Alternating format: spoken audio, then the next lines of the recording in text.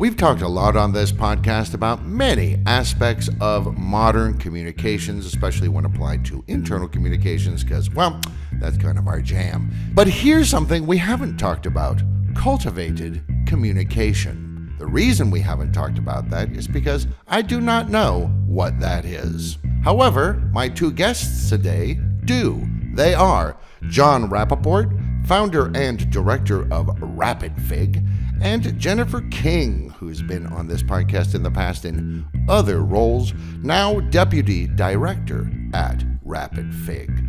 Welcome to the podcast, everybody. Thanks for coming on. Thanks for having us, Derek. Great to be here, Derek. And of course, I'd like to thank everybody for listening to this episode of Digital Signage Done Right. Don't forget you can subscribe, you can like, and you can follow along with a transcript on the Vizix website. Whether you're using digital signage or not, our podcast gives you practical tips for communications and content to better engage your audience. I'm Derek DeWitt. Welcome to Digital Signage Done Right. So right at the top of the RapidFig website, it says great communicators aren't born, they're cultivated. And you have that, and then you have these language about things being rooted in strategy and grown through practice and harvested for impact. And obviously FIG is part of your name, and I kind of feel like you guys are really into plants. It's funny you say that, Derek, because I have the opposite of whatever a green thumb is. A yellow thumb or a brown thumb, I think. Is that what it is? I don't know that I've ever planted anything. However, the metaphor that we use is really grounded in this notion of growth and cultivation, and that you don't just start at the top, that where you start is at the roots. The F in FIG is all about having a foundation. Yeah, and one of the things that I think that when we look at the idea of plants is that is grounded in nature. And what we're finding more and more, especially through the lens that I approach the work, is the sense of how can we humanize the workplace more and more. And certainly that's what I discovered through my work in theater and through the work with RapidFig. It really is about getting back to our human nature, being able to be more empathetic and connect with one another when we are communicating. Well, I mean, that's exactly so. We've said that many, many times on this podcast and in some of the things we've written, that communicators have to remember that they are people communicating to people. And this is the essence of it. I know that when we were I think we're all Gen Xers, right? You bet. When we were coming up, we got in the workforce in the 80s, and that was not really the attitude for most corporations and businesses out there, no matter how small or big they were. It was very much you should be thankful you have a job and a paycheck, shut up. My wife and I have said this to each other many times. We're so jealous of these younger people today, not just because it doesn't hurt them to, sit in the same position for 6 hours, but because they're coming up in this really interesting environment in which leadership has a whole different approach. And something like RapidFig is part of that zeitgeist change. It absolutely is. Thanks, Derek. There's an interesting challenge there when you think about our Gen X versus the newer generations, is that there are so many different ways now in which they communicate. It used to be that you sat in the boardroom or the office and had that interaction. Now you start to see the bleeding of, first it was email, then it was social media. Now it's things like AI. There's all these opportunities to communicate, but those opportunities may not translate to when it's time to actually stand in front of the boss, to lead a meeting with a team, and to have the impact that you wish to have. It isn't the same as an email. It isn't the same as social media. And so what Jennifer and I talk about at RapidFig and work on with our participants and coachees is intentionality. Jennifer and I both have somewhat of an improvisation background, and that's great, and it comes in real handy when it's time to be agile. But what we do advocate for is not just jumping into the mix without having given some deliberate thought to what it is you wish to accomplish. And Derek, as you and I have talked about in the past, so often, no matter what generation it is, we get so focused on ourselves. And there's got to be a flip to what is it that the client is in search of, our audience. What is it they need, want? What is going on with them, rather than solely focus on ourselves?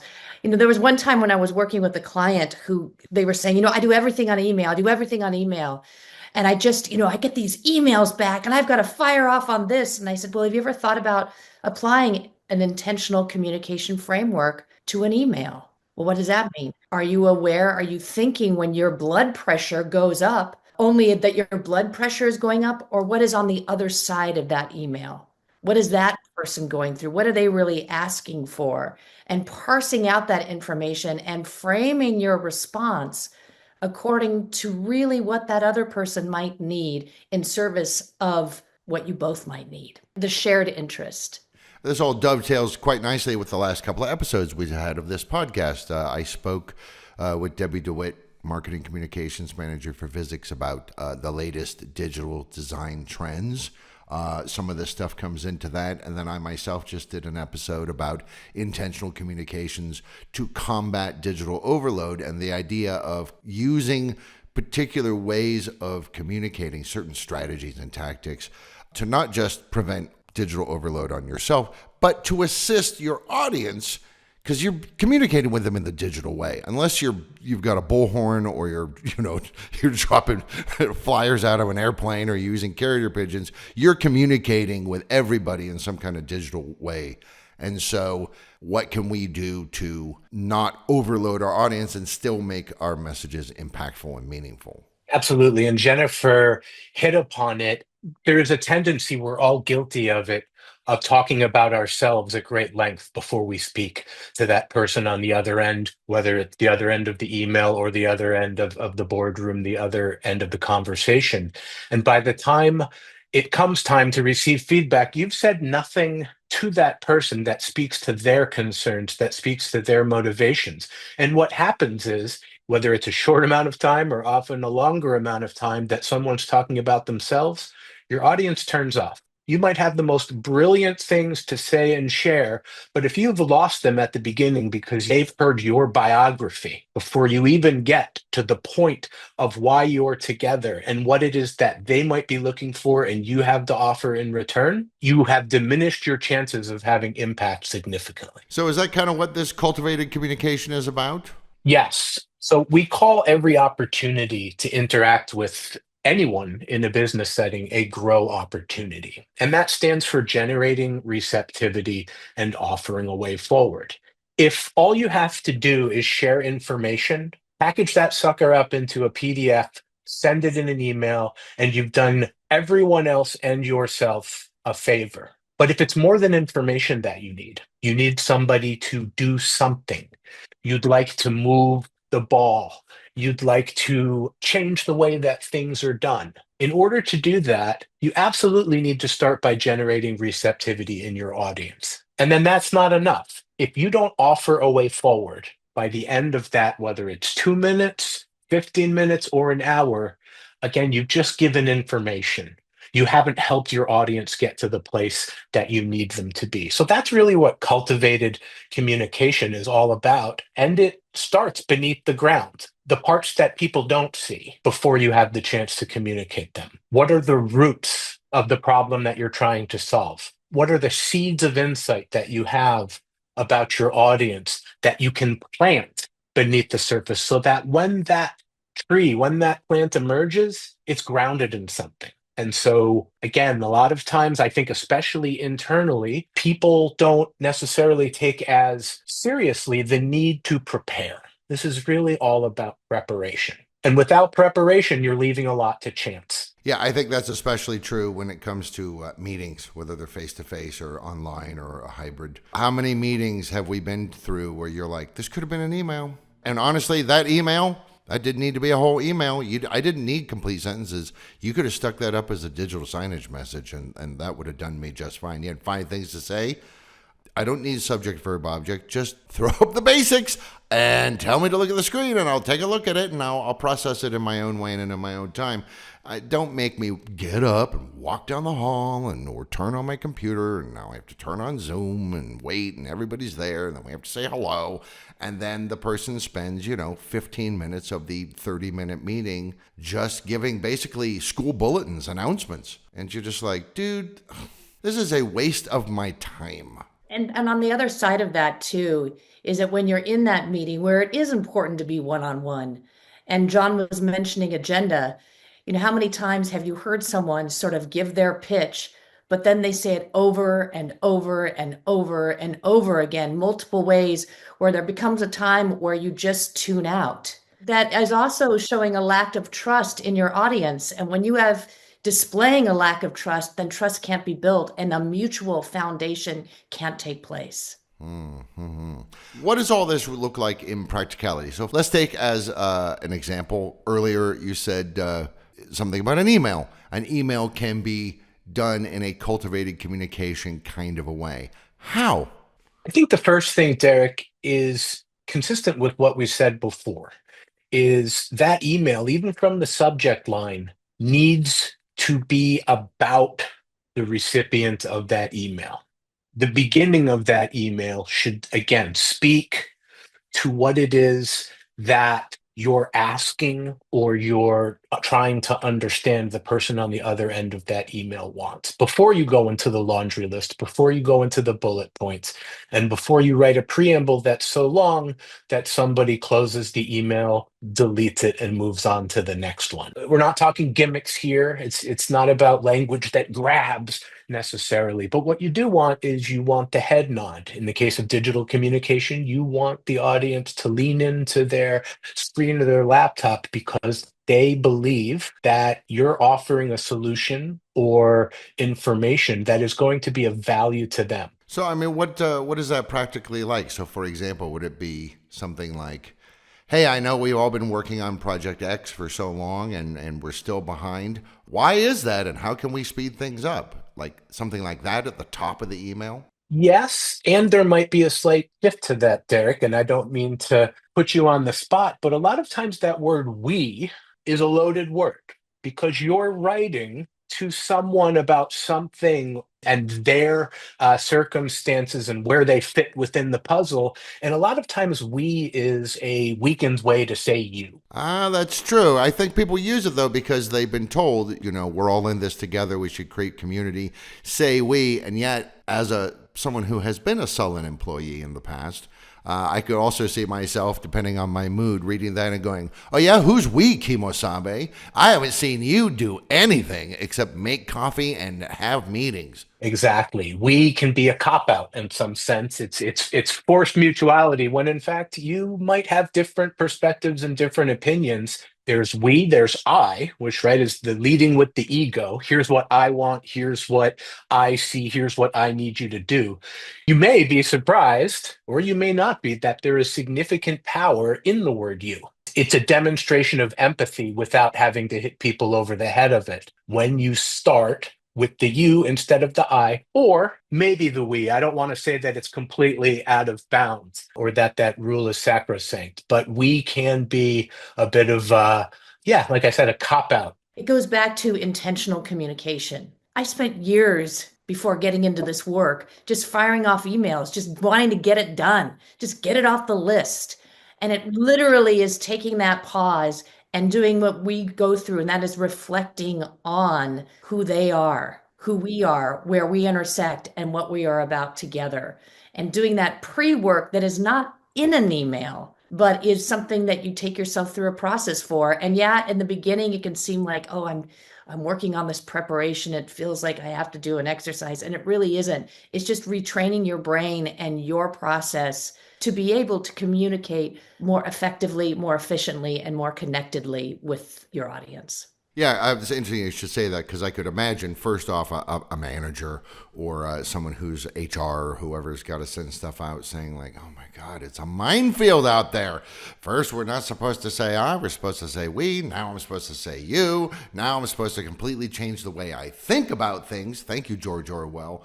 And, I could see people getting sort of frustrated. And, what's going to be the new advice in 3 years? You should make sure that you're always upside down when you write an email. Like, I could see people kind of going, this all sounds really just kind of modern business gobbledygook. How am I supposed to change the way I think about things? Shouldn't I just be efficient and go, look, I need you to do this, do it? You're touching on another point, Derek, and that's a great word, because if you don't come to the point, it does just become static. To touch on your question, if you've ever sat with someone at a bar or a restaurant or on the phone and they talk about themselves for 10 minutes before you can get a word in edgewise, that does happen quite a bit. And again, especially because of this age in which we're asked to post what we're doing, what happened to me today. So I think it's ingrained, especially in new generations, there's a default to talking about oneself. So I don't see this so much as a newfangled way that's going to be replaced by another way to write or to communicate in the future, but rather some muscle memory that needs to be rebuilt that, again, speaks to the you before it speaks to the I. Now, you used the word point. If you don't get to a point, if you don't get to the point of why you're writing someone or why you're speaking to them, again, you've missed an opportunity to let them know what it is they need to know. And so there is a pivot moment. If the speaking to the you, if the seeds of insight are what captures their attention, it doesn't need to keep going. If you've captured that attention, now it's really about what do I want them to understand is the essential takeaway of this communication. Sometimes that's nested or it's not even there, and you leave it to chance and hope that the person on the other end of the email or the meeting just intuits what it is that you're asking for. With cultivated communication, we're speaking about intentionality, not only in terms of being intentional about who you're speaking to, but also intentional about what it is you're asking for. And that doesn't often come in the preparation. You might be surprised. Well, I'm not surprised, actually, at all. So through your programs, you guys kind of do 5 things, basically. Craft, cultivate, harness, facilitate, and navigate, which if we were going to acronym that, I guess would be chuffing, but that doesn't sound very nice. So let's talk about these 5 things. The first one is craft compelling messages that engage, influence, and drive action, which is, that's what we're all about. That's certainly the entire point of digital signage, is not just tell people something, but get them to do something. Sign up, scan the QR code, go to the cafeteria for the cheap muffins, whatever. Exactly. And that digital signage, you've been very successful at that. But imagine we've worked with companies that they don't have a sense that that's what they have the opportunity to do.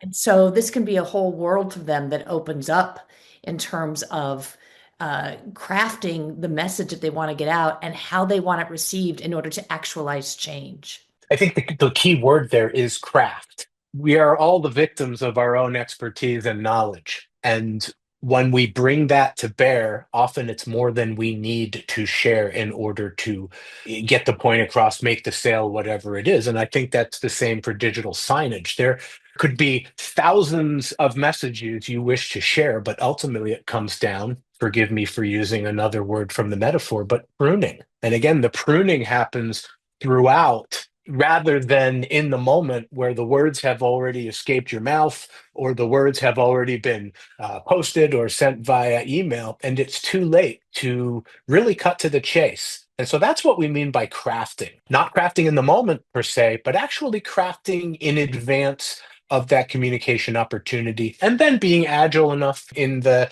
course of action to prune as well. See, I love this word agile. I use it a lot, and I think it's important for organizations of all types in the 21st century to be agile because, like, for example, all our businesses got shut down for a period of time that was, at that moment, undetermined. Nobody knew how long. And so some companies just went bye-bye, because they had no agility, they had no plan, and so on. So the second C here is cultivate. And you say you cultivate, or you help people cultivate executive presence, resilience, and agility. And those things help them lead with confidence. How so? I think that for many, there are times where one cannot self-regulate or doesn't have tools to maximize what I'm going to call their gifts. I'm going to talk in a little woo-woo language. So, one of the things that I came up in is as a performer. That's where my skill set is. All right. So I'm feeling great being in front of a room. If I have a script, if I have content, and there it is. The other piece of that, though, is I have, the ability through years of training to be able to modulate my voice, to apply vocal variety so people actually want to listen to me. I also have an awareness of my body. And so I know that I'm not repeating gesture language all over again or wandering around in front of people, but doing things that can be distracting to your audience. And so the first thing, is becoming very aware, very intentional about how are you using your voice and body in service of your message. And then finally, this is a huge time of great change. And as you were speaking of the ability to be agile, and what can happen for so many is rather than becoming agile, we can become frozen. Or, when the wind blows, we can literally fall over because it just feels too much. Or we dig in because we think that's what strength looks like. Exactly. And then something comes along and plows us over because we become so rigid. One of the things we really take a look at are what are the tools that you have, or what is the condition that is inside of you that can be modulated, that can be grown so that you can be strong without being rigid. Just allowing yourself to be able to be flexible when things can seem as though they are not. Now, since you come from the theater background, obviously storytelling is a big part of that. It's a big buzzword in communications today. It has been for a number of years, even before COVID. Harness the power of storytelling to inspire, connect, and reinforce business priorities. I don't know that a lot of people out there know what storytelling can entail. They think maybe it's just like, oh, have a cute mascot, which is great. I mean, it's a great way to pull people in, but I think it's maybe not just about connecting with people on a surface, sort of almost a consumerist level, but we are homo narrans. We're the storytelling animal. Stories are the very foundation, I think, of what it is to be human. And so if you can tap into that very real thing, I think you got something powerful. You said it exactly the way we think about it, Derek. It's the oldest, not just art form, it's the oldest form of communication there is. So while we're not writing on cave walls these days, we are using stories to amplify and supplement that message that we've crafted and to make it more felt, relatable, memorable to people. And so our belief and what we teach is that even in the most serious of business moments, there is a place for story, not necessarily an Aesopian fable or a Shakespearean play, but to utilize story, anecdote as a way to reinforce that core message, that point we talked about earlier, is something that anyone, no matter how high up in the chain they are, can appreciate. Because when you hear a metaphor about my 5-year-old daughter learning to ride a bike, and that's exactly what this has been for us over the last quarter of business. Eventually, it doesn't take too long. You let go of the handlebars, and the 5-year-old and our work is off and running. But it takes some time and it takes some courage. That's not a long story. I didn't put too much texture or richness into it, but it is a story. It's not going to win a Pulitzer Prize, but that's not its point, obviously, right? More importantly, it creates images. It creates images and movement. Anybody who's ever done memory tests and recall techniques, memory palaces and associations and narrative, here's a list of stuff. I'm not going to remember it, but if I can turn that list of stuff into something visual or something that seems to be telling a story or a narrative, we remember it, right? I heard a joke 35 years ago. I still know that joke today because it's a story. The other thing that it does is it again humanizes the experience, and it really allows us to relate on a different level because it brings us back to our human selves. And so we can talk about numbers and all of that, but then if that can somehow be related in a contextual way in terms of a story that we can understand, that we've been through, that is in our bones, that can really help to create a bond, which allows people to move forward together. And hey, let's face it, sometimes we have these meetings or quarterly reports of like, here's how we've been doing financially. Nobody reads it, nobody retains it. But if you can find a way to get the broad strokes across, the stuff that people need to know, I can remember it. Because I always think that one of the powerful things about narrative is you should tell what you're going to tell them in such a way that they could relate it to someone else themselves. That's a really great point, Derek, that if you're in a meeting, you should be able to walk out of that meeting, someone asked you about it, and you'll be able to give it in like 30 seconds what it was about because it was meaningful to you when you were in there. If people are practiced in the storytelling, they create meaning that is able then to be transferred when you walk out of that meeting to someone else because you have transferred something memorable into the imagination of someone else. And this idea of taking the internal and externalizing it into the community ties in quite nicely with this next thing. Facilitate group interactions with clarity and confidence to foster both collaboration and results. What? It's interesting because this virtual world that was somewhat foisted upon us back in 2020, I think, has increased the need for people in business to facilitate interactions where there is not just the feeling of, but it is the reality that participation is being maximized, that questions are being asked, that people aren't being pushed in the direction of the facilitator or the leader in the room. Rather, there is facilitative expertise, whether it's online or in the room, to ensure that there's not only participation, but that there is movement toward resolution and if not total agreement, at least acceptance that this is the way as a group we're going to go. There are facilitative strategies and tactics that both Jennifer and I have utilized in our respective worlds throughout the years that lead to better outcomes. So, Derek, when we talk about facilitating group interactions, we are specifically talking about facilitation in business, where an objective needs to be met. You've got a lot of cooks in the kitchen, and there's somebody there at the head of the kitchen that makes sure that things move the way they do. No one walks in the indoor and the outdoor at the same time, and that the dishes stay on hands and not broken on the floor. Right, though I also think there can be a collaborative element. It isn't always this top down look. My job as the boss or as a boss of your boss is to push my vision upon you.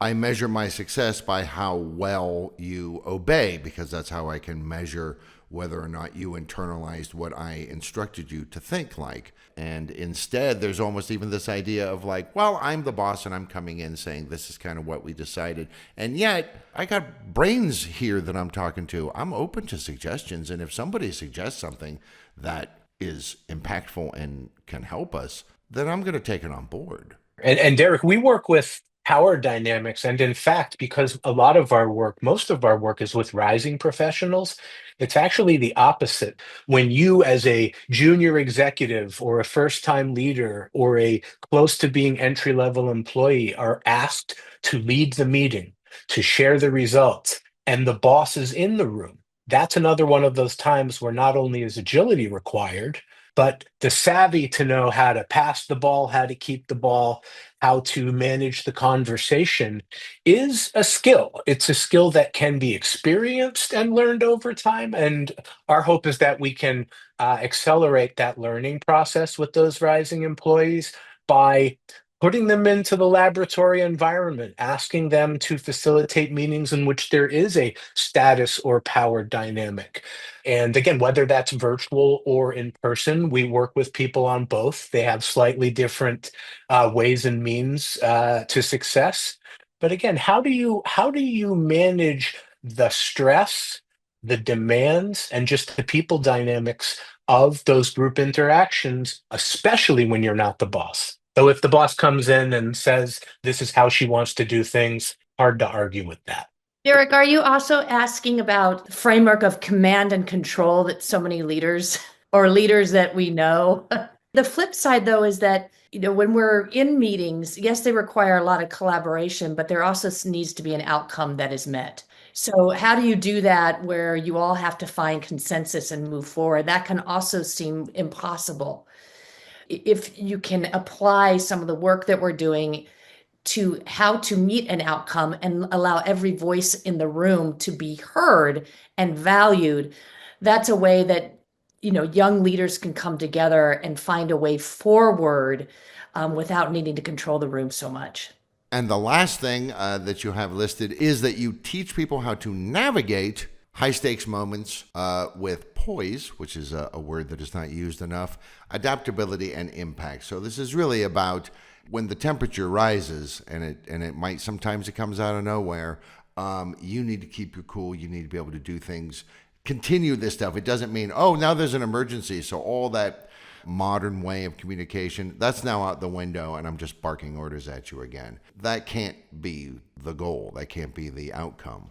Where someone just fires off something, or the blood rises, the temperature rises, and suddenly they're seeing red and we're hearing, yelling, or there's an emotional response that is not intended. And that's because we go to default. And how do we now start recognizing our default mechanisms so that we can step back and then be intentional in that moment that for you can feel like crisis? But then what happens is what you're doing is if there's a fire, all you're doing is throwing gasoline on it. So, how can you be in those situations and be able to be in service of that moment, even though for you, and it may be real, it may be so high stakes, but how do you get to show up so that you are able to provide the support to others in those moments so you can get through that moment together? And what we've really talked about today, as we like to define it, as an ecosystem. We've kind of gone through the path. You can't have one without the other.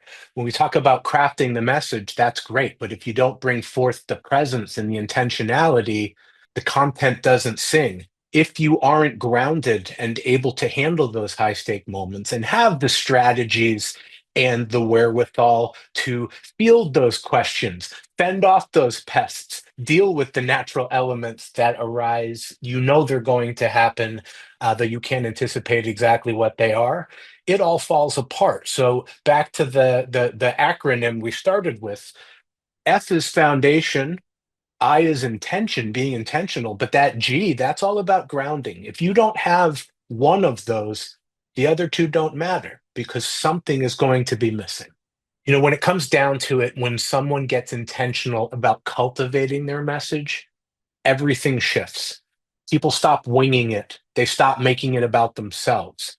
They start growing trust, clarity, and they achieve outcomes. And so, again, generating receptivity, offering a way forward. We're not leaving it to chance. We are being deliberate and we're cultivating leaders who communicate well.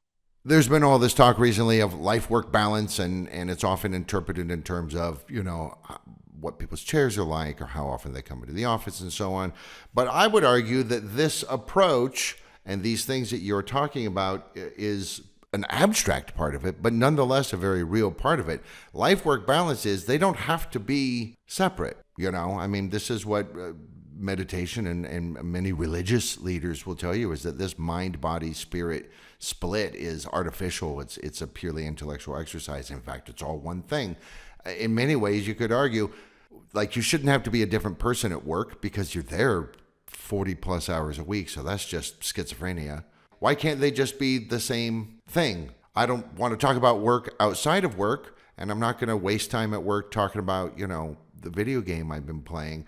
But there's no reason why I can't integrate my work self and my home self into a fluid and flexible whole. I think that you are speaking, Derek, to something that is absolutely crucial, and that is cultivating the authentic self wherever you are in that moment. And what we help people do is to get out of their own way so that they can show up as that, whether they are at home or they are in the workplace. You don't have to change fundamentally who you are if that is strong, if that is rooted. It just gets reflected different in the different places. I've been speaking with Jon Rappoport. He is the founder and director of Rapid Fig, and his deputy director, Jennifer King, all about how we can have cultivated communications in the modern workplace, not just the modern workplace, but the future workplace. Because I can't help but think when I hear the things you guys are talking about that organizations that do this stuff will be stronger and more flexible and more able to handle whatever the future throws at us than those that don't. And so really, we're talking about the future of communications in many ways. Thank you so much, Dirk. Thank you, Derek. Thank you very much. And of course, again, thank you everybody out there for listening. I remind you that there is a transcript of the conversation we just had with some helpful links on the Visix website. For more free stuff, head to resources on Visix.com for guides, videos, and more to help with your visual communications. Please subscribe and share, and contact us for information about our digital signage solutions.